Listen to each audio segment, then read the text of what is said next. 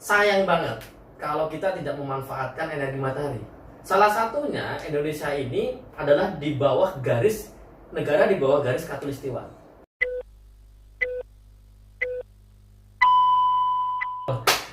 Ya, Andre, selamat malam.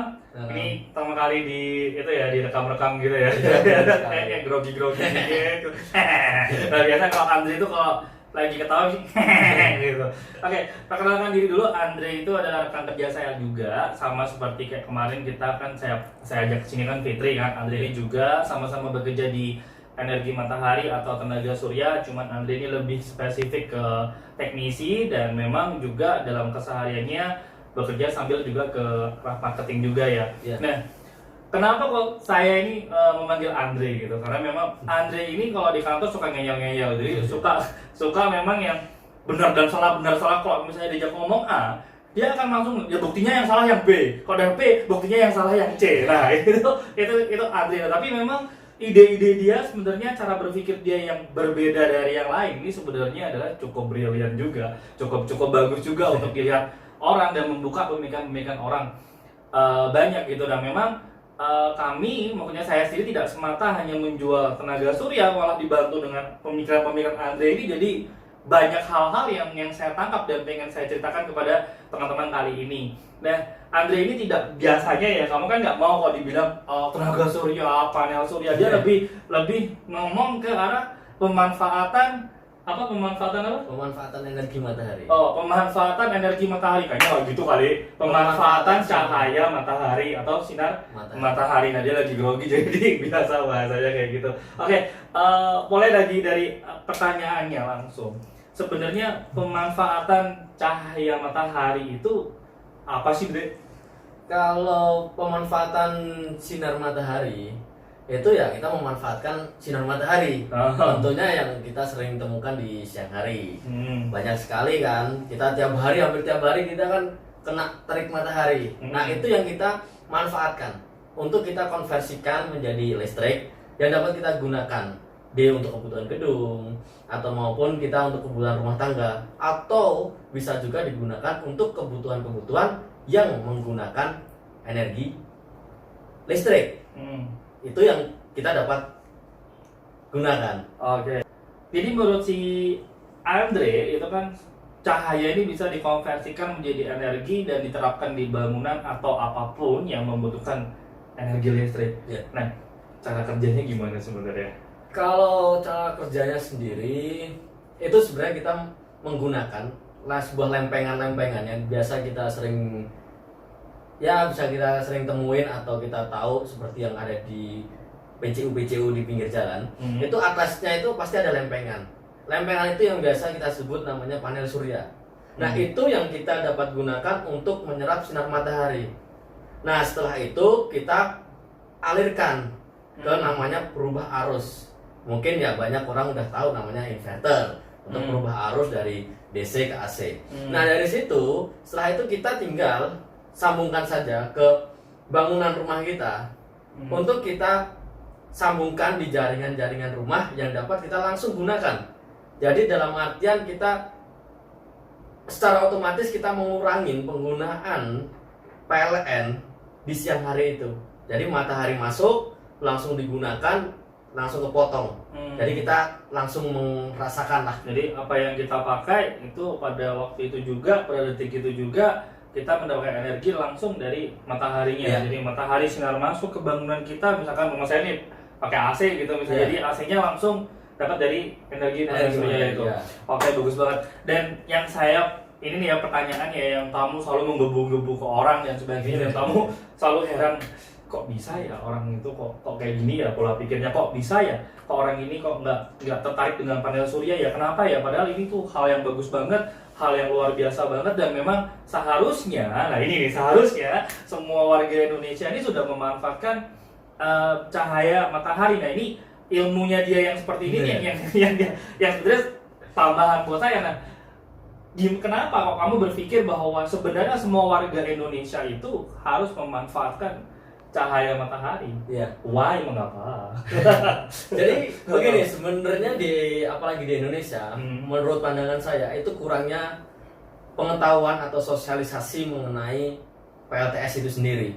Untuk memanfaatkan energi matahari itu sangatlah minim, hampir jarang lah ditemuin, apalagi orang-orang awam atau orang-orang ya yang belum tahu mengenai manfaat sinar matahari itu sendiri. Yang mereka tahu ya sampai saat ini ya kita gunakan listrik dari PLN, kita bayar tiap bulan ya sudah. Jadi kita nggak repot lagi. Tetapi sayang banget kalau kita tidak memanfaatkan energi matahari. Salah satunya Indonesia ini adalah di bawah garis negara di bawah garis khatulistiwa. Jadi sayang banget kalau kita ini tidak memanfaatkan itu. Seakan kita membuang ya yang kita bisa manfaatkan, kenapa kita buang sia-sia? Padahal di setiap hari kita selalu mendapatkan atau ya selalu tahulah bahwa matahari itu selalu ada gitu loh. Nah, di situ kita mendorong untuk seluruh masyarakat di Indonesia terutama itu ya kita mulailah menggunakan atau memanfaatkan energi matahari itu karena sangat banyak sekali manfaat dan yang fungsinya adalah kita dapat memanfaatkan dan mendapat peluang untuk mendapatkan energinya itu jauh lebih besar bila dibandingkan dengan negara-negara lain yang di luar dari garis ekuator itu atau khatulistiwa ya kalau waktu kita lagi sekolah dulu kayak gitu ya. Oke,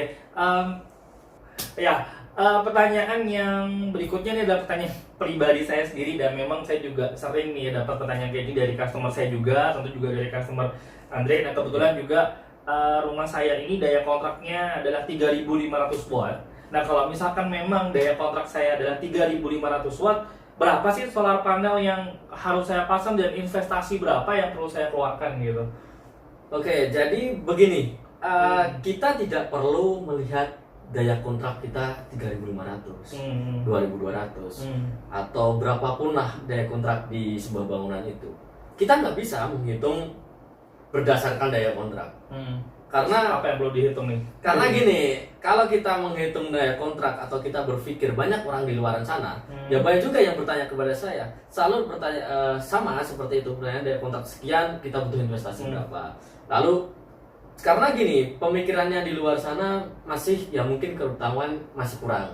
Dan pemikirannya adalah kalau kita membangun PLTS, sebuah PLTS, otomatis secara tidak langsung kita mengenolkan atau mengganti 100% si PLN. Itu yang salah.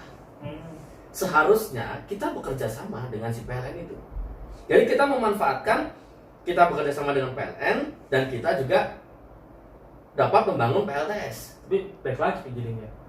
Terus berapa yang harus saya pasang jadinya? Oke, kalau kebalik lagi kita berapa yang itu ya tentu. Andre ini emang terlalu pintar, jadi kalau jelasin pasti banyak lewat. Kan saya pengen tahu aja sih. Teman-teman yang tahu mau pasang itu, kalau misalkan rumah saya 3.500 watt, tapi nggak tahu kan Andre bilang katanya nggak bisa menghitung dari daya kontrak, tapi ya nggak tahu gimana hitungannya Andre. Berapa yang harus saya pasang gitu? Oke, kalau dari saya biasanya kita perlu tahu berapa sih tagihan per bulan. Ada nggak sih luas penampang. Jadi sebenarnya kita memasang 1 atau 2 solar panel pun itu bisa di daya kontrak berapapun. Ya keuntungan dari kita memang untuk pengurangan tagihan per bulannya memang tidak sesignifikan yang kalau kita pasang besar. Nah dari situ kita ya berapapun yang kita mau pasang asalkan kita ada niat terhadap, apalagi terhadap kita ini ingin membantu mengurangi penggunaan energi fosil, tentu itu sangatlah udah bagus. Oke. Itu kayaknya hitungan-hitungan kita bisa bahas di akhir atau lain waktu ya. Tapi dari Andre baru bisa bilang tentang fosil dan energi fosil dan sebagainya. Nah, pertanyaan yang lebih masuk nih, lebih mendalam lagi kita ya. Apa sih sebenarnya, kan banyak orang kalau yang jualan solar panel surya lainnya dan sebagainya, mereka selalu mengatakan bahwa adalah tanda kutip go green atau lebih green dan sebagainya. Tapi kadang saya sendiri kadang merasa apakah memang mereka mengerti dari nilai greennya itu seberapa, kenapa kok mereka mengatakan green gitu kan. Dan memang pengalaman kita ketika kita bicara tentang green, ternyata mereka malah kurang tahu tentang greennya itu gimana. Nah kalau menurut Andre, hubungan greennya itu dengan pemakaian solar energi itu seberapa gitu, dan kenapa kok pemakai solar energi juga dibilang bahwa mereka adalah green? Oke, Untuk hubungannya dengan PLTS dengan green atau dibilang kalau sudah pasang itu adalah go green, tentu ada. Karena untuk bila kita pasang sebuah PLTS secara tidak langsung atau secara langsung, itu kan kita sudah membantu mengurangi emisi karbon dioksida. Tentu itu sudah akan berdampak terhadap lingkungan yang banyak sekali saat ini yang digunakan oleh perusahaan listrik negara atau sering disebut PLN. Itu kan kita masih banyak menggunakan batu bara. Itu adalah bahan bakar fosil dan itu akan sangat merusak bumi dalam artian untuk mengolah menjadi listrik otomatis mengeluarkan asap yang dia lari ke bumi, ke atmosfer bumi, dan itu yang menyebabkan akan terjadinya bencana kerusakan lingkungan atau segala macam, atau polusi yang kita bisa pernah lihat sebelum corona kemarin. Itu kan kita bisa lihat bahwa polusinya drop habis. Ya sebelumnya gelap banget di daerah Jakarta, tapi setelah nggak tahu karena setelah corona ada PSBB, polusi di udara di jalan-jalan, mobil-mobil pun tidak ada. Nah di situ dia akan semakin berkurang. Berarti ada kaitan erat nggak dengan batu bara dan fossil fuel dan sebagainya, kan seperti minyak bumi dan sebagainya, itu ada kaitannya nggak misalkan ke sana? Tentu ada, karena salah batu bara itu kan kita ambil dari bumi, dari dalam bumi maksud saya. Dari situ kan kita kita gunakan tanpa ada didaur ulang. Otomatis sangatlah susah untuk mendaur ulang batu bara. Kalau dari yang saya tahu itu sangatlah susah kalau kita mendaur ulang batu bara. Nah dari situ makanya apa? Dari itu memang kalau saya sambung lagi nih, kan lagi bingung nih saya ngerti sih maksudnya bahwa memang itu akan gampang habis dan memerlukan waktu yang lama supaya bisa ada lagi namanya hasil bumi. Kenapa kok energi matahari ini sekarang ini dikatakan energi terbarukan? Karena memang tidak pernah habis, atau kita bisa mengatakan bahwa ini adalah sustainable energi gitu ya. Kok jadi saya jelasin jadinya ya? Saya tadi mau masuk. Nggak nanya ke saya aja lagi gitu jadinya. Berarti memang dampak perusakan lingkungan ini memang ada kaitannya dengan solar energi. Dan kenapa kok solar energi dibilang green tadi? Karena mengurangi pemakaian apapun dan hanya memanfaatkan cahaya matahari, dan itu sudah menjadi permanen banget di rumah itu atau gedung itu menggunakan energi dari matahari. Jadi rumah itu udah tergantung dengan energi yang dari manapun sebenarnya. Oke. Kalau ngomong-ngomong tentang kerusakan lingkungan kita kan baru dapat wabah namanya pandemi COVID-19 kan. Dan banyak orang juga bilang kerusakan lingkungan ini sangat berpengaruh kepada COVID-19. Nah, ada nggak hubungannya dengan pemakaian solar panel terus nanti COVID-19-nya jadi berkurang, atau kalau misalnya dengan menggunakan solar panel sendiri COVID-19-nya bakal nggak ada, atau ada nggak sebenarnya relasinya antara panel surya dengan lingkungan dengan COVID-19 itu sendiri? Ada nggak ya? Jadi gini, kalau panel surya kita gabungkan dengan corona. Kalau corona itu tentu pasti karena itu wabah dari banyak faktor, tidak hanya dari energi. Tentu. Tapi untuk panel surya itu adalah salah satu bisa menjadikan sebuah inovasi atau sebuah solusi untuk manfaatnya untuk mengurangi terjadinya polusi yang kerusakan lingkungan tadi seperti contohnya terutama di polusi itu hanya salah satunya. Tetapi kalau untuk corona sendiri kan sebenarnya gini, kalau polusi jelek dalam arti polusi buruk, polusinya kotor itu imun di tubuh kita otomatis bisa melemah dan kita gampang terserang penyakit.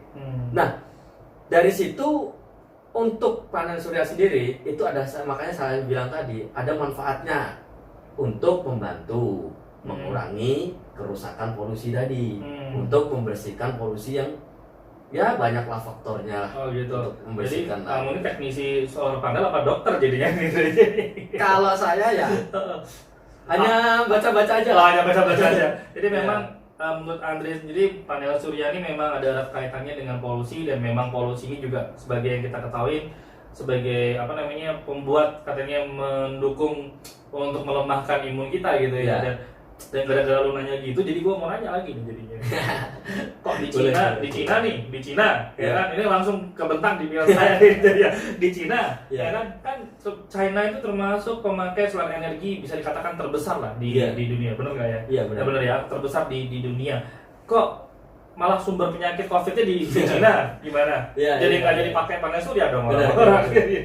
Jadi gini, kalau di yang saya tahu juga, dalam arti ya mungkin bisa nanti kalau ada salah ya bisa dikasih Disalahkan masukan lah oh, ya. ya. Kasih Kalau ada salah, masukan, komen. kalau ada salah disalahkan.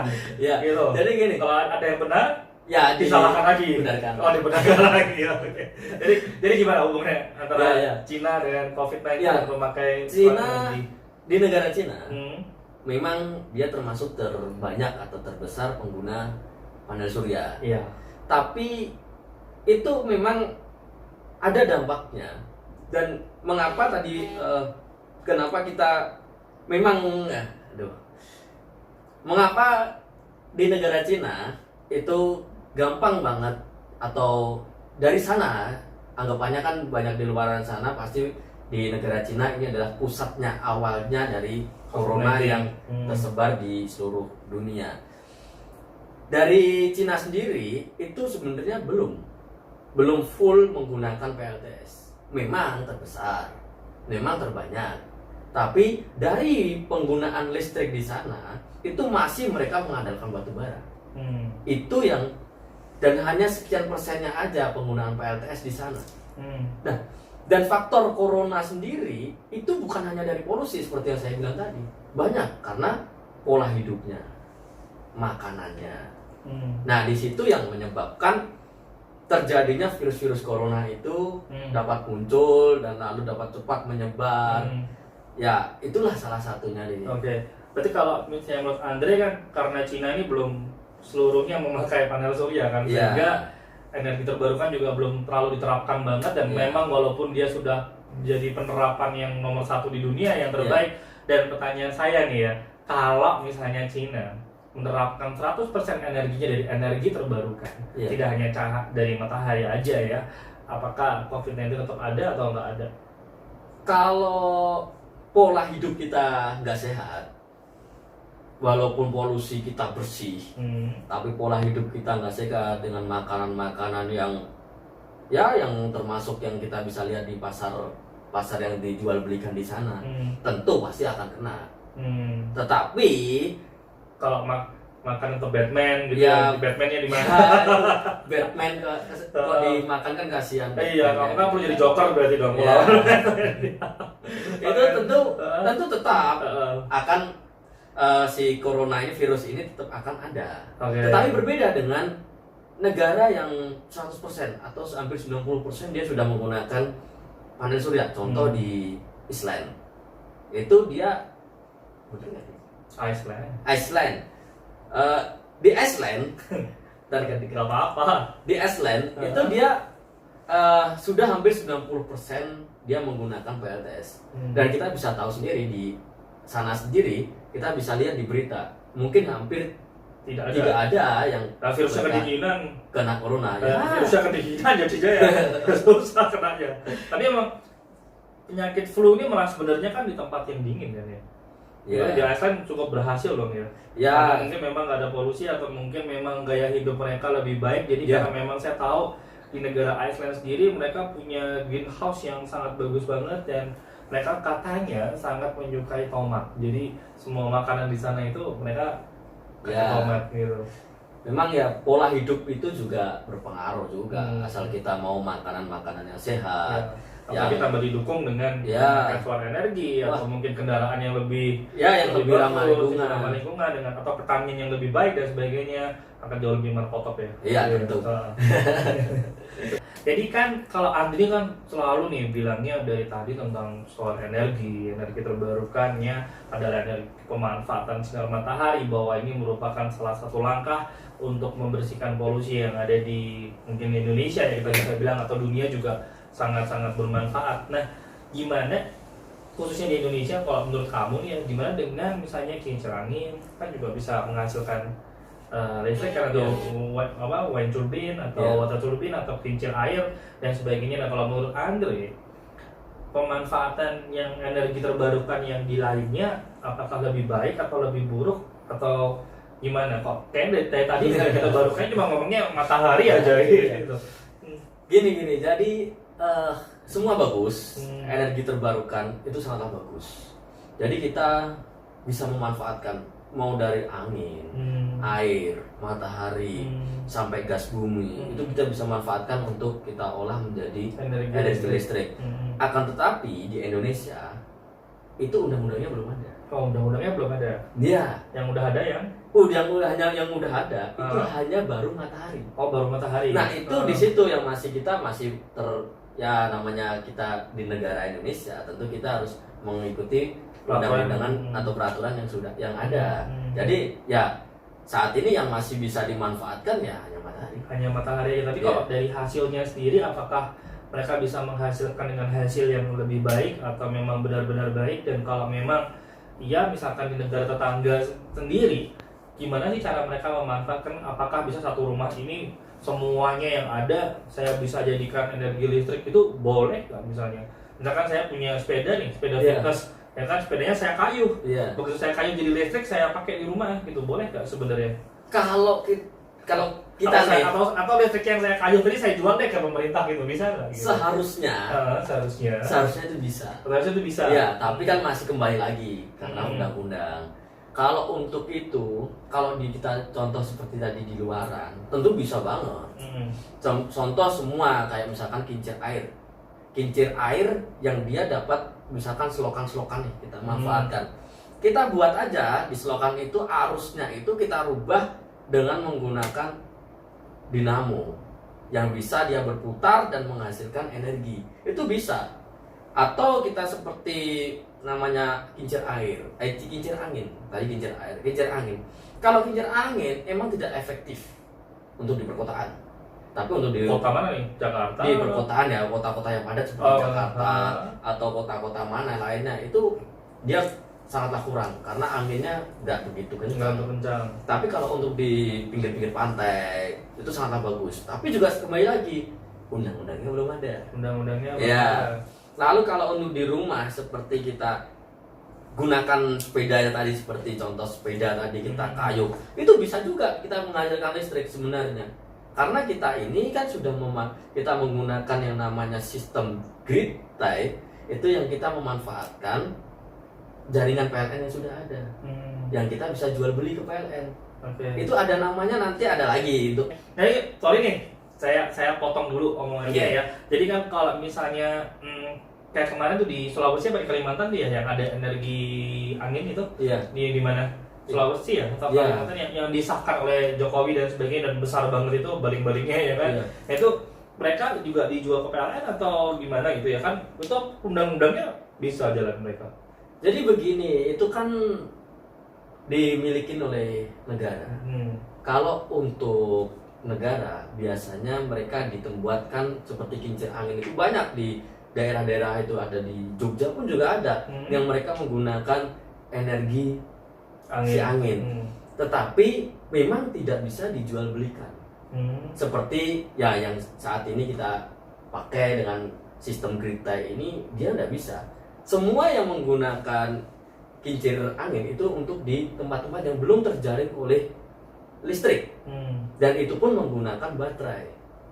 Nah, kalau kita bandingkan menggunakan baterai, ya tentu baterai kan ada limbahnya, dan itu pun milik negara. Memang mereka ada undang-undangnya juga, tapi untuk perusahaan, untuk pembangkit, ya adalah perusahaan-perusahaan yang memang diperbolehkan. Tapi kalau untuk di rumahan, seperti kalau kita milik pribadi itu belum bisa. Jadi kalau untuk milik pribadi kita memanfaatkan kincir angin masih belum bisa. Iya, Kalau belum kincir-kincir yang lainnya tapi kalau kincir-kincir kan masih boleh kan ya? Boleh. Ser. Oke, tadi pertanyaan yang terakhir buat Andre ya, supaya nggak kepanjangan aja. Saya nih, misalkan saya tertarik ke energi matahari ya sebenarnya kan ya. Nah kan memang di energi matahari sendiri seperti yang kita ketahui ada dua tipe cara pengerjaannya, yaitu adalah yang on grid dan ada yang off gridnya. Andre bisa menjelaskan nggak perbedaannya on grid dan off grid itu apa, dan lebih baik kita menggunakan yang mana, yang on grid atau yang off grid? Wah, ini pertanyaannya jawabannya kayaknya panjang. Jawabannya panjang. Kan kita dapat kerjaan tiap hari dong menjelaskan ini kan. Kalau untuk perbedaan on grid dan off grid itu adalah namanya sebenarnya kan hanya sebutan di salah satu sistem ya. Cara kerja sistem ini. Itu ada on grid dan off grid. Perbedaannya adalah yang satu pakai baterai, yang satu enggak. Nah, kalau yang untuk off grid biasa kita sarankan itu untuk yang memang tidak ada PLN sama sekali. Itu tidak ada jaringan listrik sama ya, sekali. tidak ada jaringan listrik sama sekali. Itu kita baru sarankan untuk menggunakan off grid. Off grid. Tetapi kalaupun di perkotaan dan sering mati listrik juga kita sarankan ke off grid. Karena dia biar agar dia biar dapat bila mati listrik atau mati PLN itu dia masih bisa ada backup seperti genset, tapi ini lebih ramah lingkungan karena tidak mengeluarkan bising, tidak mengeluarkan asap, tentu jauh lebih green. Genset yang tak bersuara ya, genset yang tak bersuara. Tapi walaupun genset tak bersuara kan tetap masih menggunakan bahan bakar, minyak, masih menggunakan bensin juga. Nah, ini masih jauh lebih ramah lingkungan lagi. Nah, itu tadi yang ke off grid. Jadi kita harus membangun ada baterainya juga. Jadi ada panel surya, ada inverter untuk merubah arus, lalu kita menggunakan baterai, baru kita gunakan ke beban. Nah, berbeda dengan on grid. On grid ini sebenarnya sangatlah simple. Dalam artian begini, kita ini sudah ada jaringan dari PLN. Kenapa kita tidak memanfaatkan itu? Ya, memang on grid ini bila kita mati listrik, kita tentu ikut mati. Karena dia ini adalah mengikuti arus dari si PLN, kabel dari PLN. Nah, kalau kabel PLN-nya mati, ya kita harus mati. Kalau enggak, kita membangkitkan energi, tetangga ada kerusakan, satu jalur, ya bisa konslet nanti di sana. Kesetrum orangnya. Orangnya bisa kesetrum. Nah, di situ yang di situ si PLN membuat peraturan juga bahwa namanya kalau kita pasang on grid, itu harus ada namanya ya sertifikat yang untuk tidak loss arus itu tadi. Ya. Jadi kalau dari Andre sendiri misalnya ada pilihan on grid sama off grid, itu Andre pilih yang mana dan kenapa kok bisa pilih itu? Kalau suruh milih ya tentu saya pasang dua-duanya. Kenapa seperti itu? Gini, karena kita pasang on grid kita bisa jual beli ke PLN. Ya. Kelebihan di siang hari kita bisa jual ke PLN. Tentu jauh lebih efisien. Nah, kenapa saya menggunakan juga off grid? Tentu saya gunakan dengan peralatan-peralatan kecil. Contohnya seperti lampu-lampu atau ya pompa air yang kecil-kecil aja. Jadi pada saat mati listrik tentu masih bisa gunakan listrik sendiri. Nah, itulah. Dan kesannya rumah kita nyala sendiri ya. Nah, itu adalah bisa jadi sebuah kebanggaan. Orang mati listrik, nah punya tuh saya sudah pasang panel surya. Kejadian kayak gitu. Banyak. Oh, banyak. Banyak yang dari saya customer itu yang mereka bangga dengan saat mati listrik. Rumah gua nyala nih ya. Rumah gua nyala nih. Nyala sendiri. Ya, tapi ada juga yang mereka bangga juga dengan dari tagihan misalkan yang 1 juta setelah pasang listrik dia langsung turun. Pasang solar panel. Langsung turun tagihannya. Nah, itu sangat bangga dia. Kan lebih jauh lebih efisien. Lebih bangga tagihan gua nggak ada nih kayak gitu ya. Tagihannya. Oke, sebagai penutup aja, Andre sendiri apa yang ingin Andre sampaikan untuk para penonton-penonton nantinya mengenai lingkungan atau mengenai soal energi? Nah, Andre ini ingin menyampaikan apa sesuatu sebagai kalimat terakhir dan sebagai penutup kita? Pesan ya. Pesan buat para penonton ya. Jadi teman-temannya Andre nanti kan nonton. Jadi pesan dari di sini boleh kok ajang titip pesan juga sih. Kalau untuk panel surya ya, terutama untuk energi terbarukan, bolehlah kita memasang 1 atau 2 keping saja di atap bangunan rumah kita. Itu udah sangat sekali membantu untuk melestarikan lingkungan terutama bumi ini. Oke. Apalagi kita dengan memasang solar panel, Baru dengar pertama kali. Oke, terus. dengan memasang solar panel tentu kita dapat membantu si perusahaan negara, listrik perusahaan negara itu dapat mengurangi penggunaan bahan bakar fosil. Itulah, marilah kita Marilah kita, apa ya? Nah ya, 1, 2, 1. Marilah kita berdoa bersama. Oh iya, oh ya, aku mau ngomong ini. Oke, 3, 2, 1. Marilah kita memanfaatkan energi matahari, apalagi energi matahari itu energi yang sangat gratis. Tentu dari saya, semoga kalian yang nonton dari pembicaraan tadi setelah lihat video yang saya jelaskan, ya nanti setelah pasang ini ngubungin kita dan mau pasang. Wow, oke. Terima kasih Andre untuk kedatangannya dan inspirasinya tentang solar energi, sangat bagus banget. Ya, semoga pembicaraan kami berdua ini bermanfaat bagi yang lainnya, dan bagi kalian yang ingin tahu lebih lanjut nih ya mengenai solar energi atau energi terbarukan atau apapun yang katanya ramah lingkungan, ya semoga kami dapat memberikan konsultasi kepada kalian, dan itu semuanya gratis ya kalau dari Andre ya. Kalau dari saya bayar kali ya. Kalau dari Andre gratis. Jadi kalau mau pengen tahu lebih lanjut mengenai energi matahari, nanti saya akan tulis di bawah kontaknya Andre dan bagaimana cara menghubunginya Andre untuk bertanya mengenai solar energi tersebut. Oke, kalau gitu kami pamit undur dulu. Saya Satya dan ini Andre. See you, bye, dan sampai ketemu di video selanjutnya. Thank you.